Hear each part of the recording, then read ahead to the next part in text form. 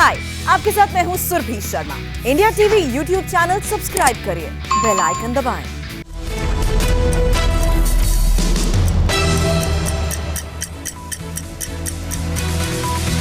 नमस्कार, आप देख रहे हैं इंडिया टीवी। आपके साथ मैं हूँ मीनाक्षी जोशी। नमस्कार, मैं हूँ अमित पालिक। सुबह के 9 बजे हैं और हम आपके लिए लेकर हाजिर हैं सुबह 9 बजे की 9 बड़ी खबर। और बात करेंगे पश्चिम बंगाल चुनाव में क्या है ममता बनर्जी का सबसे बड़ा चैनल। वोट युद्ध से पहले कौन छेड़ रहा है धर्म युद्ध, और बिहार में किसने की यूपी स्टाइल में एनकाउंटर की बात।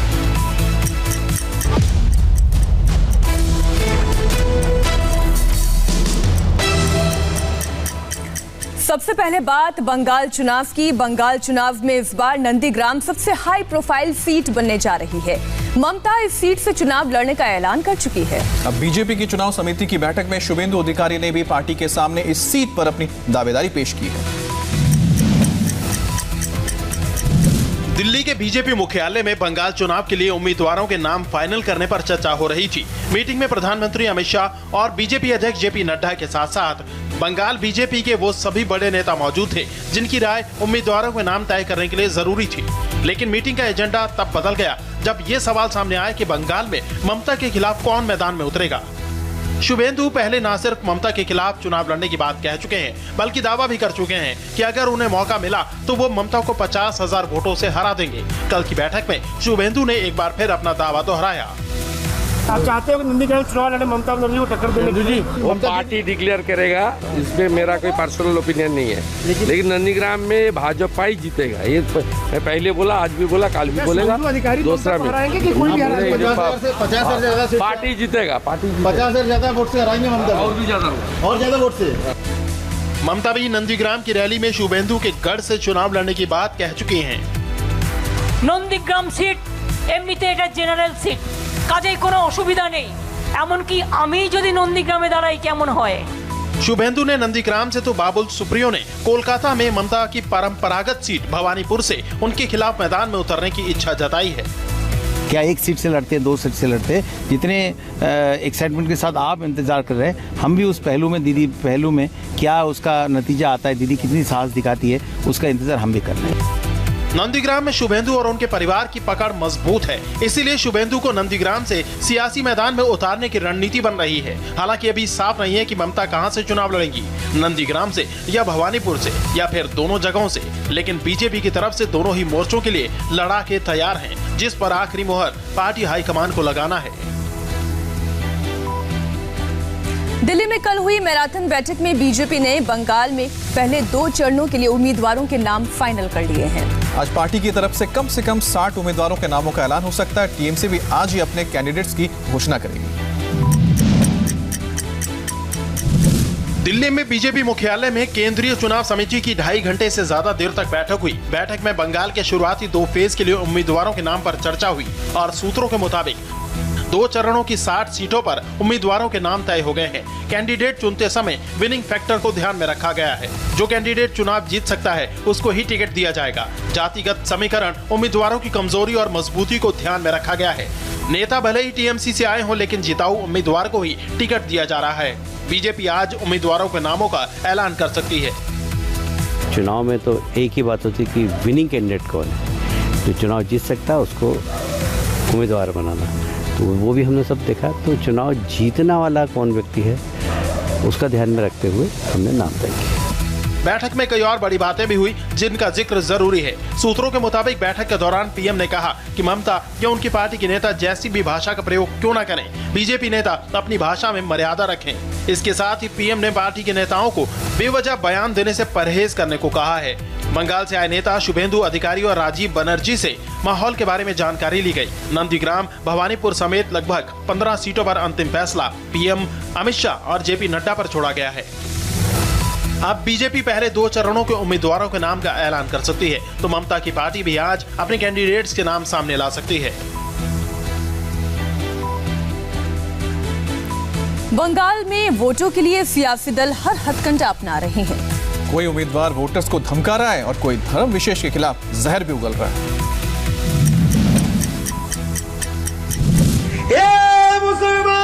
ছেলে মেয়েরা, আসো তুমি আমি সবাই মিলে আমার নেতা ঝান্ডাকে উঁচু করে ধরি। আর যারা কাফেরদের দাবিদারি করছে, কাফের নেতাদের দাবিদারি করছে, কি হোক বা টিএমসি, হোক বা সিপিএম, হোক বা কংগ্রেস, হোক বা বিজেপি, এই দুনিয়ার রাজনীতি কাফেরদের নেতৃত্ব যারা চালাচ্ছে, এদের ঝান্ডাকে তোলার জন্যে। ये वही पीरजादा अब्बास हैं जो चुनाव से ठीक पहले धर्मगुरु के चोले के साथ सियासत में आए, लेकिन यहाँ बोल बचन कुछ ऐसे जहरीले हो गए। और अब्बास ही क्यों, टीएमसी के विधायक हमीदुर रहमान भी कुछ कम नहीं। ये जनाब तो मंच से खुलेआम धमकियां देते नजर आए। আমাদের পূর্বপুরুষরা গ্রামগঞ্জে বলছিল যাদের লবণ খায় তার কিন্তু বেইমানি করতে নেই, নিমক হারামি করতে নেই। যারা যারা দিদির হাত লাগাতে, ছোঁয়া লেগেছে, দিদি টিএমসি দেখে নাই, সিপিএম, কংগ্রেস, বিজেপি দেখে নাই, সবারই বাড়িতে ছোঁয়া লেগেছে দিদির।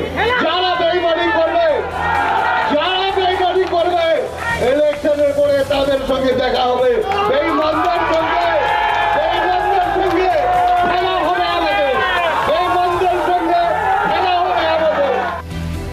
बंगाल में बीजेपी को छोड़कर बाकी सभी पार्टियों का टारगेट केवल मुस्लिम वोट बैंक नजर आता है। ऐसा लगता है कि बैटल ऑफ बंगाल 27% बनाम 73% है। 27% मुस्लिम वोट बैंक और 73% यानी हिंदू वोट। इस तरह के भड़काऊ बयानबाजी के खिलाफ बीजेपी के प्रतिनिधि मंडल ने दिल्ली में केंद्रीय चुनाव आयोग से शिकायत की है। और हमारा चुनाव आयोग को कहना है कि पूर्व में भी चुनाव आयोग ने इस प्रकार के विषयों में अनेक राज्यों में संज्ञान लिए हैं कि आर्टिकल 324 में जो चुनाव आयोग को चुनाव को फ्री और फेयर तरीके से कराने की जो सुप्रीटेंडेंस की पावर दी है, चुनाव आयोग उसका प्रयोग करे। बंगाल विधानसभा चुनाव में बीजेपी सत्ता में आना चाहती है तो जीत के हैट्रिक के साथ ममता अपनी सत्ता बचाना चाहती हैं। कांग्रेस और लेफ्ट अपनी खोई हुई जमीन बचाने में जुटी हैं, लिहाजा धर्म के नाम पर सियासत की हांडी सब चढ़ा रहे हैं। केरल में बीजेपी की तरफ से मुख्यमंत्री उम्मीदवार को लेकर सस्पेंस बना हुआ है। सीएम उम्मीदवार के तौर पर पहले मेट्रोमैन ई श्रीधरन का नाम तो उछाला गया, लेकिन थोड़ी ही देर में बीजेपी ने खुद ही इसे खारिज कर दिया।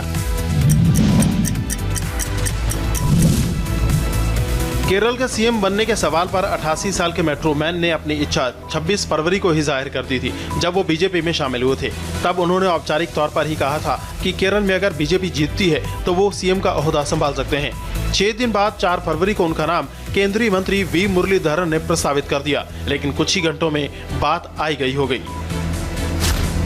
गुरुवार शाम 4 बजे केंद्रीय मंत्री वी मुरलीधरन ने कहा कि बीजेपी ने श्रीधरन को सीएम उम्मीदवार बनाने का फैसला कर लिया है। गुरुवार शाम 7 बजे मुरलीधरन का दूसरा बयान आया। मुझे मीडिया रिपोर्ट्स के जरिए सीएम उम्मीदवार की जानकारी मिली थी। यानी 3 ही घंटे में पूरा बयान बदल गया। केरल के लिए बीजेपी ने अपना सीएम उम्मीदवार घोषित नहीं किया है। इस पर कांग्रेस के शशि थरूर ने चुटकी ली। मजेदार, बीजेपी उस इमारत के टॉप फ्लोर पर कौन बैठेगा को लेकर कंफ्यूज है, जो इमारत बननी ही नहीं। केरल में बीजेपी का कोई सीएम नहीं बनेगा। 140 सदस्यों वाली केरल विधानसभा के लिए 6 अप्रैल को वोटिंग होनी है। अपनी ईमानदार छवि की बदौलत श्रीधरन केरल में काफी लोकप्रिय हैं। गुजरात की बेटी आयशा ने दहेज की मांग से परेशान होकर जिस तरह से खुदकुशी की, उसने कई सवाल खड़े कर दिए हैं। और आयशा की याद में आज जुमे की नमाज के बाद मस्जिदों में आज होने जा रहा है कि देश का भविष्य बेटियों के किस तरह से बदल सकता है। हेलो, अस्सलाम वालेकुम। मेरा नाम है आयशा आरिफ खान और मैं जो भी कुछ करने जा रही हूँ अपनी मर्जी से करना चाहती हूँ। इस पर किसी का दौर या दबाव नहीं है। लेकिन अब कोई आयशा खुदकुशी ना करे। अब कोई पिता अपनी बेटी के गम में इस कदर आंसू न बहाए। इसके लिए आज मुल्क की सभी मस्जिदों में जुमे की नमाज के बाद होने वाली तकरीर में मौलाना दहेज के खिलाफ अपील करेंगे। आज बेटियों की हिफाजत की आवाज मस्जिदों से सुनाई देगी। दहेज का मुतालबा करना मज़हब इस्लाम में, इस्लामी शरीयत में, मुस्लिम पर्सनल लॉ में मुकम्मल तौर पे नाजायज़ है और हराम है।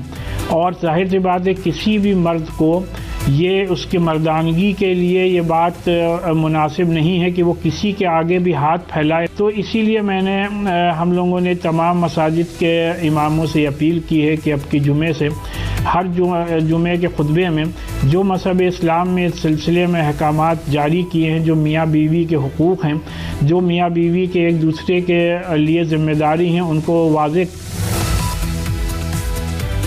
बॉलीवुड में पिछले 2 दिन से चल रही रेड में कई बड़े खुलासे हुए हैं और इसमें सबसे अहम है 350 करोड़ से ज्यादा की टैक्स चोरी और करोड़ों के नकदी लेन देन का मामला।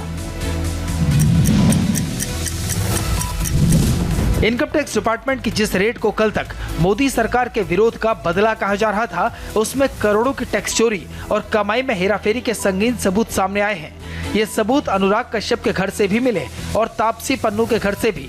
इनके साथ जिन 2 प्रोडक्शन कंपनियों पर रेड हुई, उसमें 350 करोड़ रुपए से ज्यादा की टैक्स चोरी का मामला सामने आया है। इनकम टैक्स डिपार्टमेंट के मुताबिक 44 करोड़ की कुल घोषित संपत्ति के मालकिन तापसी पन्नू के घर से 5 करोड़ की कैश रसीद मिली है। अनुराग कश्यप पर टैक्स और शेयरों में हेराफेरी के सबूत मिले हैं। ये पूरी कहानी शुरू होती है फैंटम फिल्म से, जिसे अनुराग कश्यप ने विकास बहल, मधु मंटेना और विक्रमादित्य मोटवानी के साथ खड़ा किया। ये कंपनी अब बंद हो चुकी है, लेकिन टैक्स और कंपनी के शेयरों में हेराफेरी के तार यहाँ से भी जुड़ते हैं। आईटी डिपार्टमेंट के मुताबिक फैंटम फिल्म्स में 50% हिस्सेदारी मधु मंटेना और रिलायंस एंटरटेनमेंट की है। 2010 के बाद इस प्रोडक्शन तले बनी फिल्मों की लागत और कमाई का सही ब्यौरा नहीं दिया गया। यही नहीं, इस प्रोडक्शन कंपनी के शेयर को असली कीमतों से अलग करके दिखाया गया। कंपनी के खर्चों को बढ़ा चढ़ाकर पेश किया गया, जिसके जरिए 350 करोड़ से ज्यादा की टैक्स चोरी की गई। इनकम टैक्स ने 2 प्रोडक्शन कंपनियों के साथ साथ 2 टैलेंट मैनेजमेंट कंपनियों से जुड़े 28 ठिकानों पर छापेमारी की। तापसी पन्नू और अनुराग कश्यप से पूछताछ के बाद इनके कंप्यूटर और लैपटॉप भी जब्त कर लिए गए हैं। बिहार की राजनीति में इन दिनों अपराधियों के एनकाउंटर को लेकर बहस छिड़ी हुई है। बीजेपी के कुछ विधायकों ने मांग की है कि बिहार पुलिस भी यूपी की तर्ज पर अपराधियों का एनकाउंटर करना शुरू कर दे। पुलिस एनकाउंटर पर सियासी बहस से पहले पिछले कुछ दिनों के लिए बिहार में बढ़े अपराधियों के हौसले की तस्वीर देखिए। समस्तीपुर से लेकर नवादा तक अपराधी बैंक लूटकर फरार हो गए, लेकिन पुलिस सिर्फ जांच तक सिमट कर रह गई। ये तो सिर्फ लूट की घटनाएं हैं। आए दिन हत्या के मामले भी बिहार में बढ़े हैं। बिहार में बढ़ते अपराध के इसी ग्राफ का समाधान बीजेपी के कुछ विधायकों को अपराधियों के एनकाउंटर में दिखता है, वो भी यूपी के स्टाइल में। जब मैंने ये कहा कि अपराधी अगर अपने आप को जो बहुत स्मार्ट समझ रहे हैं, जो लीडर होकर काम करना चाहते हैं, अपराध कर रहे हैं, वैसे अपराधियों को सीतामढ़ी से सबक लेने की जरूरत है। सीतामढ़ी में हमारे दरोगा की हत्या हुई तो वहाँ अपराधी की गाड़ी पलट गई। अगर इसी प्रकार अपराधी का मनोबल अगर जिस अपराधी का बढ़ा हुआ होगा तो उसका गाड़ी पलट जाएगा बिहार में भी, जैसे यूपी में पलटा है गाड़ी। अपराधियों में खौफ होना चाहिए और उस खौफ के लिए जो भी पुलिस को करना पड़े करना चाहिए। चाहे वो इनकाउंटर अगर करना पड़े तो इनकाउंटर भी करना चाहिए। यूपी की तर्ज पर ही पिछले हफ्ते सीतामढ़ी में एक अपराधी को ढेर कर दिया गया। ये अपराधी उस शराब माफिया का शूटर था जिसने छापेमारी के दौरान एक दरोगा की हत्या कर दी थी। एनकाउंटर को लेकर बिहार पुलिस सवालों के कटघरे में है। विपक्षी आरजेडी ने एनकाउंटर को लेकर बीजेपी के बयान का विरोध किया है। पुलिस का काम है अपराधियों को पकड़ के और अदालत के सामने सुपुर्द करना। अगर इनकाउंटर ही करना है तो अदालत की जरूरत नहीं है। जो भी क्राइम होगा उसका फैसला जो है पुलिस ले सकते हैं। एनकाउंटर पर सियासी बयानबाजी के बीच सत्ताधारी जेडीयू बीच का रास्ता निकालती दिखी। गोपाल मंडल जैसे विधायक मानते हैं ऐसी बातें कहने की नहीं, पुलिस के विवेक पर छोड़ देनी चाहिए। लखनऊ विधान भवन के बाहर कल एक पुलिसकर्मी ने सुसाइड कमिट किया और सुसाइड करने वाले पुलिस वाले ने सीएम योगी आदित्यनाथ को संबोधित करते हुए इमोशनल सुसाइड नोट भी लिखा। मैं बीमारी से बहुत परेशान हूं, इसीलिए यह कदम उठा रहा हूं। माननीय मुख्यमंत्री जी मुझे माफ कर दीजिएगा और मेरे बच्चों का ख्याल रखिएगा। इस सुसाइड नोट के जरिए यूपी पुलिस के निर्मल कुमार चौबे ने मुख्यमंत्री योगी आदित्यनाथ से गुहार लगाई है कि उनके मरने के बाद उनके बच्चों और परिवार का ध्यान रखा जाए। बड़ा अनफॉर्चुनेट इंसिडेंट है और इनके सामान की तलाशी में एक सुसाइड नोट भी मिला है जिसमें इन्होंने अपने आप को बीमार होना बताया है और बीमारी के कारण ये कदम उठा रहे हैं। यूपी पुलिस के निर्मल कुमार चौबे लखनऊ में विधान भवन की सुरक्षा में तैनात थे। कल दोपहर उन्होंने अपनी सर्विस पिस्टल से सीने में गोली मार ली। उन्हें अस्पताल ले जाया गया लेकिन उनकी जान नहीं बच सकी। निर्मल कुमार चौबे की लखनऊ के बंथरा थाने में 2019 में तैनाती हुई थी। बीच में बीमारी के कारण उन्होंने मेडिकल लीव भी ली थी। प्रधानमंत्री नरेंद्र मोदी को आज एक और इंटरनेशनल अवार्ड मिलने वाला है। मोदी को आज 13वीं global energy and environment leadership award से नवाजा जाएगा।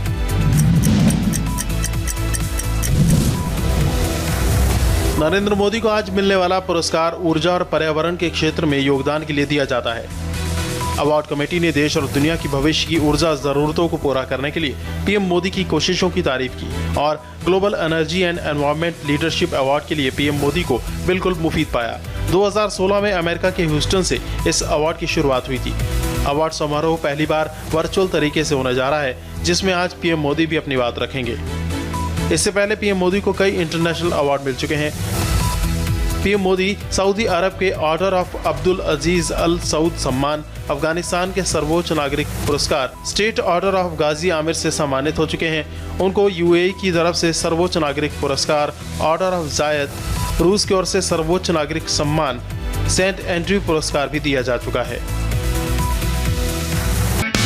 हाय, आई एम सुरभि शर्मा। खबरों से अपडेट रहने के लिए India TV YouTube channel subscribe करिए, साथ में बेल आइकन जरूर दबाएं। जुड़े रहें इंडिया टीवी के साथ।